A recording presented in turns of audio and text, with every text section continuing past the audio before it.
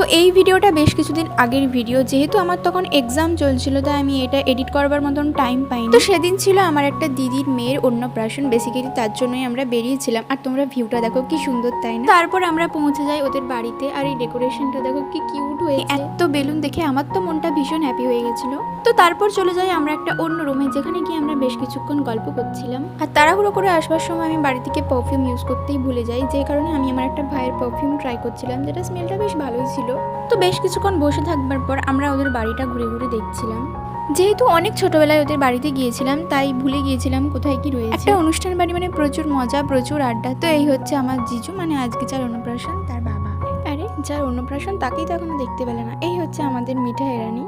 আর এত খাবার সুন্দর করে সাজিয়ে রাখা হয়েছিল। দেন স্টার্ট হয়ে যায় মুখে ভাতের রিচুয়ালস, আর ও এখানের বাবার দিকেই তাকিয়েছিল। বাই দ্য ওয়ে ওকে কি কিউট লাগছিল, তাই তো। তারপর আমাদের সবার খুব খিদে পেয়ে যায়, তাই একদম দেরি না করে আমরা ফটাফট চলে যাই খাওয়া দাওয়া করতে। আর এখানে মেনুতে অনেক কিছু ছিল, মোস্ট ফেভারিট ভেটকির পাতুরি। খাওয়া দাওয়া শেষ করে মিঠাইয়ের সাথে একবার দেখা করে নিতে। এই হচ্ছে মিঠাই, হচ্ছে মিঠাইয়ের মা। তো আজকের জন্য এইটুকুই, দেখা হচ্ছে তোমাদের সাথে নেক্সট ভিডিওতে। টিল দিন, বাই বাই।